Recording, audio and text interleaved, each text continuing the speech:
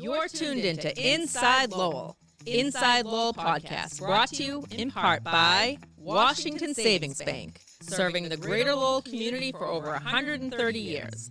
Make the switch now to Washington Savings Bank. Reverie 73, Lowell's #1 cannabis shop. Elevate your cannabis experience at Reverie 73. Hafner's, heating and cooling homes and businesses for nearly a century. Hafner's, it kicks. And by Boston North Company, restaurant and retail solutions for your business. That's Boston North. And now, time for another Inside Lowell podcast. Inside Lowell. If Lowell is your home, this is your place.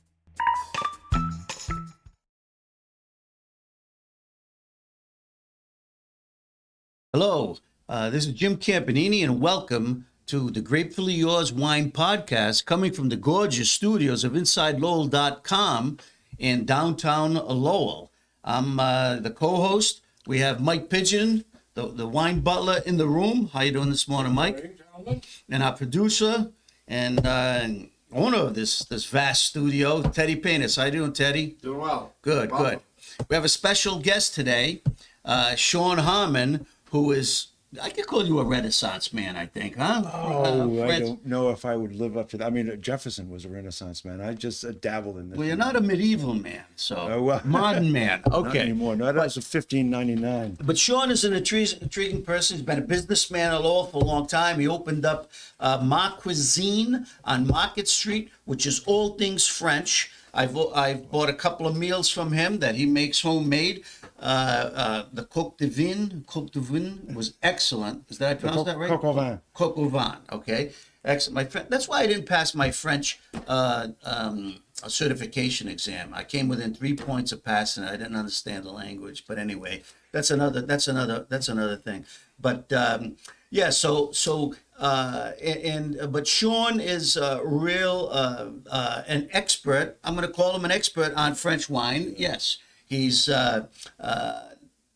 he knows a lot more than most people, a lot more than me anyway, and he's always interesting to talk to about wine. He does some great reviews on Facebook about all the wines he drinks, French wines, the dishes that he makes. They're really descriptive. They make your mouth water. And so a couple of, I've been trying to get him on a couple of weeks ago. I called him and said, you got to come on the show. And he was busy in his shop, but we finally got him. So thank you for being here. Well, thank you for asking me. I appreciate your the build up. It makes your mouth water. Sometimes it makes my eyes water.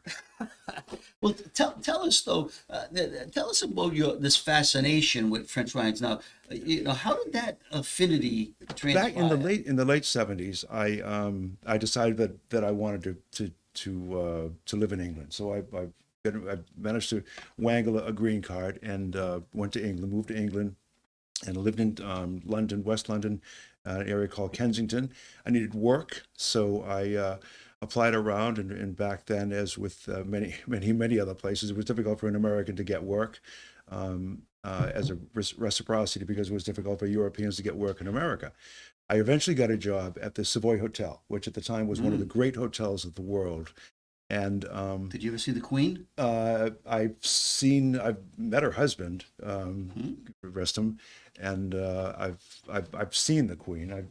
We never touched. I mean, that's another story. One of the trips back from France, actually, I saw she opened Parliament. But anyway, the point is, from there. Back then, haute cuisine was really the great food. It was all about the French. I mean, it was before the fusion. It was before the fascination with Asian food and South American food and African food. It was French back then. We're talking about back in it was what was done. And along with the as far as the wine trade, I was I was a waiter at the Savoy. And the kitchen. On my days off, frankly, I would volunteer to go in and work the kitchen, because they fed you. One of the policies at the Savoy was you got a meal if you worked. So I would go in on my days off, volunteer, go into the kitchen, scrub pots, sweep floors, whatever it took. Wow. And I got to know some of the chefs and got to pick up some tips on the foods.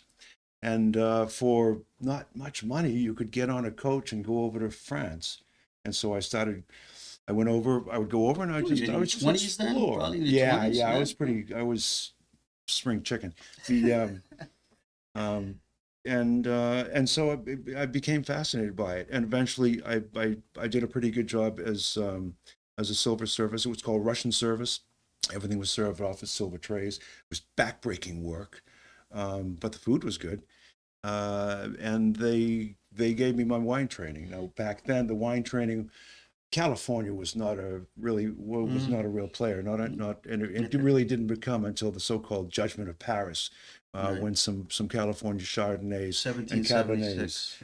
Yeah. Well, actually, not exactly. I think it was the early '80s. But No, anyway, the Judgment of Paris was 1976. I'm sorry, 1976. Okay, Whatever. the original Judgment of 1776. Paris was in like 2000 BC.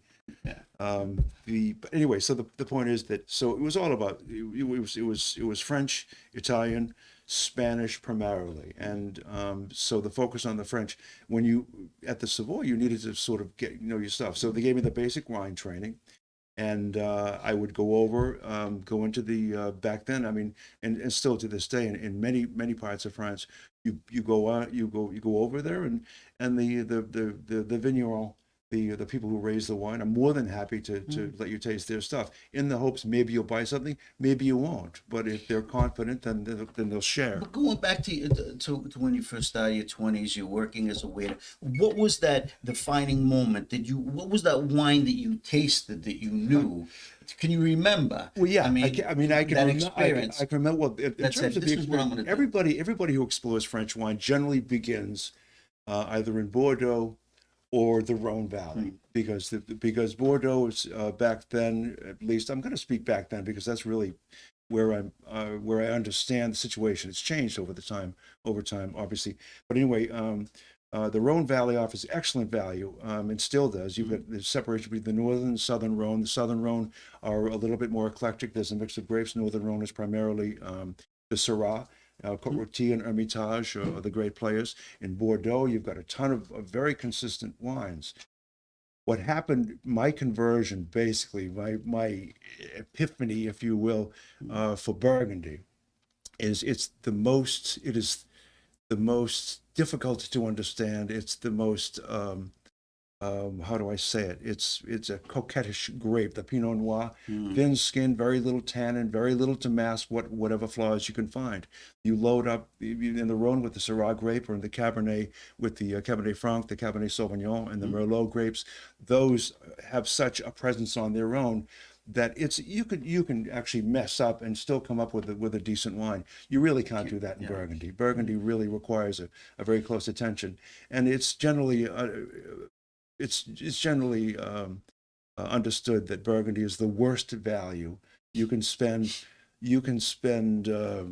hundreds of dollars and end up with absolute dreck. I mean, just awful stuff. And you have a pretty good collection of. I've got a pretty good collection. Well, the thing is, I mean, it helps, being early on in the game. I mean, back then there were perhaps dozens of us that were really sort of focusing in that area. Burgundy was bad value. The business was run by negociants as opposed to the actual winemakers. It wasn't until later in the day that the winemakers started selling their own wine. It was all sold through negociants at the time, and you got a bunch of crap. But some people focused, and over the course of time, obviously it's become more consistent. The French have a system called the appellation origine contrôlée, similar to the denomination originale controllata garantita. Yeah, garantata. In Italy. In Italy, exactly. And it's basically it's a government organization that oversees the agricultural products, because the French believe in the system in a concept called terroir, and terroir is a combination of the composition of the soil, composition of the foliage, what grows there, the angle, if it faces east or west, north, south, does it catch the morning sun rays? Is it in a valley? Is it cold? Does it develop fog and maybe develop a mildew or botrytis, as an example in Sauterne, the great sweet white wines of Bordeaux, Sauterne and Barsac. those valleys, they have an excess of moisture in the mornings, and that generates a particular fungus called Botrytis cinerea, which rather than simply devouring a grape, it simply draws the moisture out instead of destroying the grape. It concentrates the flavor, and you have this this intensely sweet, extraordinarily complex wine, which, as an example, a particular one vine in red Bordeaux will produce a case of wine. I'm sorry, a bottle of wine. One vine will produce a glass of wine in Sauterne. That's how focused and how concentrated those wines are. So But what do you look for in Pinot, in Pinot Noir, in good Pinot Noir from Burgundy? I mean, it's known the world over. They've had some up and downs, and Pinot Noir is the way I learned it was a persnickety grape to make, because anything that could go wrong would go wrong. So it really takes determination, perseverance by the vintner to produce. And some luck. I mean, the thing is, the methodology and the has changed, and also clonal selection, which came in. I mean, back in the day, one could, if one understood and one cared enough, one could simply taste and tell you whether the wine seems to have come from Louis Saint Georges. Does it come from Volnay? Does it come from Javry Chambertin? Does it come from Clos Vougeot? And those things. But the quality has improved to such an extent that they've become more focused. Their quality control has improved, and it's actually become more difficult to differentiate among those things simply by taste. And I certainly don't have the palate that I once did. And it's taken off. I mean, frankly, the influx of Asian interest through 2000s, through the aughts, it pumped a lot of interest into the great wines of France, with all that Chinese and Japanese Asian money, and prices have just gotten outrageous. You can't play in this arena for less than $40 or $50 and get a decent bottle, which is unfortunate. So you brought in this bottle of Volnay. Yes. 2006. Just describe it for the listeners. Okay, Volnay. Okay, there are essentially three. The great wines of Burgundy come from an area called the Côte d'Or, which most people translate to be the Golden Slope. But it's an old word, and it may actually mean the slope that orients to the east. You've got the Orient and you've got the Occident, so it may be just an eastern-facing slope because the slope faces the east, which is where the sun rises. So you get the early morning rays, you get more sunshine. You have a particular angle of the soil, again, the concept of terroir, so you get good drainage. But each particular area has a particular signature, so that a signature flavor, a collection of flavor notes. Unique site, unique terroir. Yes, very much. Yes. What the French call a lieu dit, or a name place. Yes. That's the fascination. And the thing about you can never learn everything about Burgundy. My revelation came one time, which converted me, which I mean cemented Burgundy for me. My golden fleece, or my holy grail, was a 1964 Domaine de la Romandie Conti, Romandie Conti and La Tâche, 1964 vintage, drunk back to back, and that was just an astonishing experience. That's an experience I've never had. Still I've looking never for. tasted that. Still looking for. Well, these days back in the day, I mean, you could buy the entire case for about $2,000, and that sounds like a lot of money. Well, nowadays, one bottle of Romandie Conti on release sells for about $26,000. So I mean, it's just gone nuts. Now Burgundy, Burgundy. Most of the wine produced in Burgundy, it's a big territory. Appellation is red, but they also have some great whites. Well, And the white is the Chardonnay. Well, primarily the Chardonnay. The thing is, They have Grenache Blanc, if you think about Aligot, Aligoté, they've got Aligoté, and they also do some. They also do some Pinot Blanc. Oh yeah. And matter of fact, in Burgundy, or not in the Côte d'Or per se, they do Sauvignon Blanc in the Saint-Brie area. But the thing is, if you understand wine, it really is about understanding geography. So if this were an imaginary map, you would start up in Dijon, and you would come down through the Côte the Côte de Nuit, which is the Côte de Nuit, and that would go down as far as the city of Beaune. And then south of Beaune, you have the Côte de Beaune. And then south of that compromised the Côte de Nuit and the Côte de Beaune, are what comprised the Côte d'Or. South of that, you get the Chalonnaise, exactly, where another grape variety is allowed to be used. The Gamay, which is everybody knows the Beaujolais, exactly. Everybody drinks their Nouveau Beaujolais until New Year's Eve, and then you cook with it.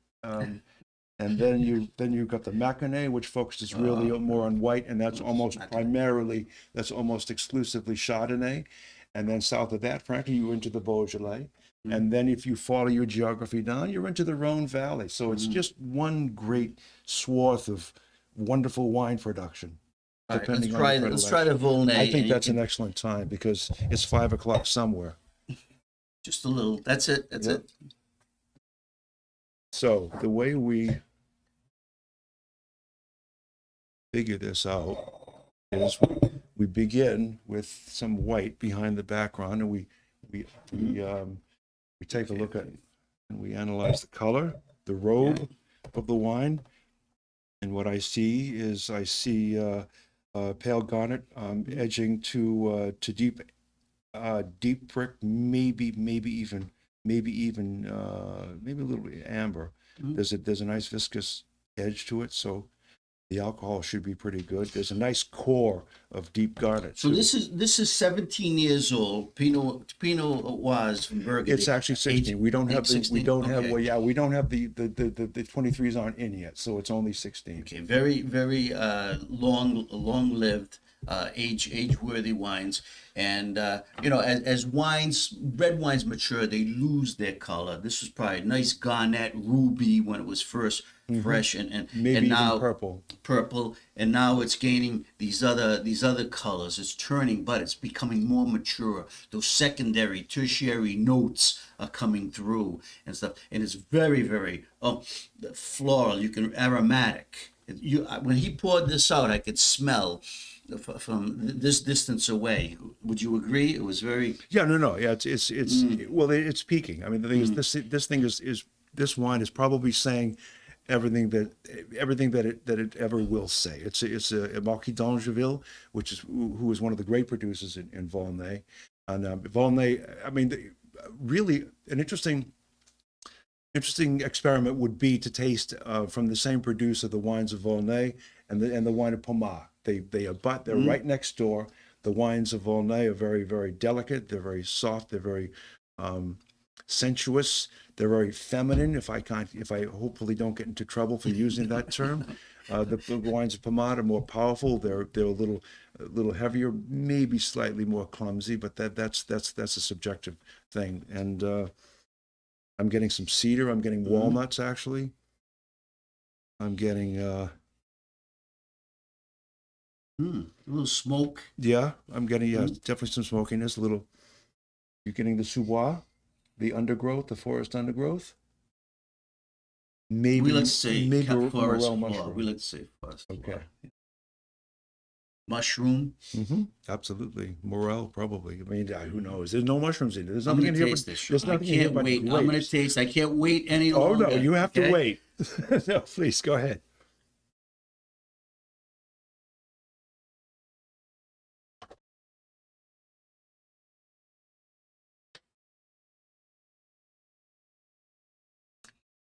I don't spit mine out. Very nice, dry. Yeah, it's actually probably a little less voluptuous than if we had caught it 5 years ago.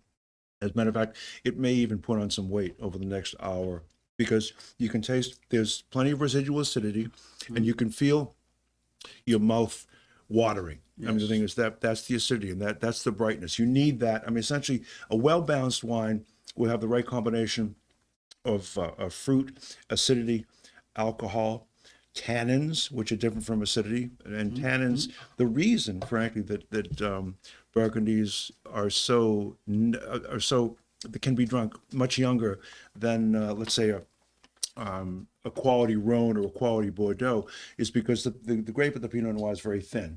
So regardless of for how long you let the wine sit in the must, let the grape skins sit in the must, it'll only extract so much tannin. And some producers choose to add to bring more tannin, more structure. Structure is the word we mean for a tannic wine. More structure to their wines by pushing down and pumping over. So some producers will only do it once a week after the first pressing, and some will do it every day. And those wines are going to be longer. They're going to last longer, but they're going to be hard as chewing broken glass when they're young. So for those are stylistic differences that producers bring to the table. But this is definitely a food wine. This has nice, nice acidity. The acidity is really what helps. Yeah, it's got finesse. It's got its delicacy. It's got some complexity. What would you pair this with at your shop? Interesting. At Ma Cuisine. I mean, frankly, we have I'm going to give you a nice plug. Oh, thanks. Ma Cuisine on Market Street. Yeah, Harmon. and also Ma Cuisine on. There we go. This is my my logo. And the golden cockerel holding a fork and spoon. What would you pair this nice Burgundy with? To be honest, the thing is probably something delicate, maybe œuf en marette, which is poached eggs in a rich red wine sauce would be really nice. It would work with coq au vin. It's probably not substantial enough to stand up to a buffet à bourguignon.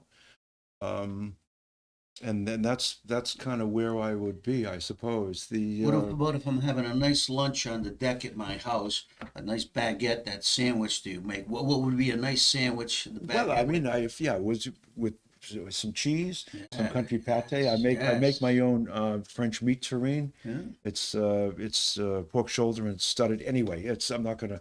No, that's what we want to hear about. Well, the thing is, the French. You go into any butcher in France, okay, and he's gonna have his house pates, which he makes himself. Well, I do that. This would be excellent. And go anywhere, and you try to find it anywhere. This is one of the reasons I wanted to open Ma Cuisine. I wanted people to get an idea of what it is. Americans work really hard. We are the hardest working nation in the world. We spend 50 to 60 hours. I did. Not me. 50, 60, well, except you.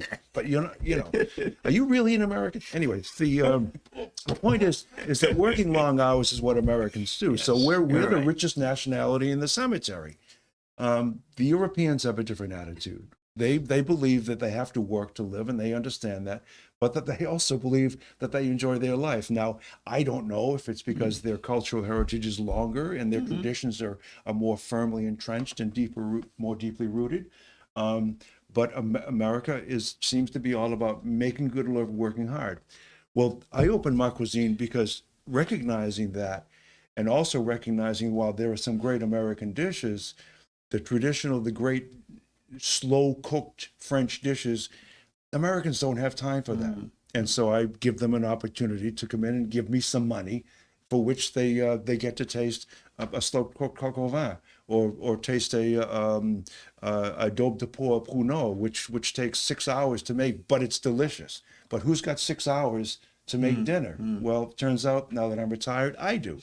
Yeah, and I was very impressed because they were $16 a piece. Now, what was the one you? I bought the coq de vin, the coq au vin. Coq au vin, but the other one was the Marrakesh rice. That was okay. That I think the other one you got was confit. That's it. Confit. It was excellent. My wife said. Now, okay, there's a great example of how long it takes to make a decent meal. Confit. You take your chicken. I use chicken because I don't think ducks in this country are as good. They're not as fat. They're not as large as the ones in Europe. So we get a lot of scrawny ducks over here, and it's not worth the trouble. Although I love duck, but anyway. So the thing is, what you do is you take it and you air dry it, packed in salt for 2 days. That draws out most of the moisture from the flesh.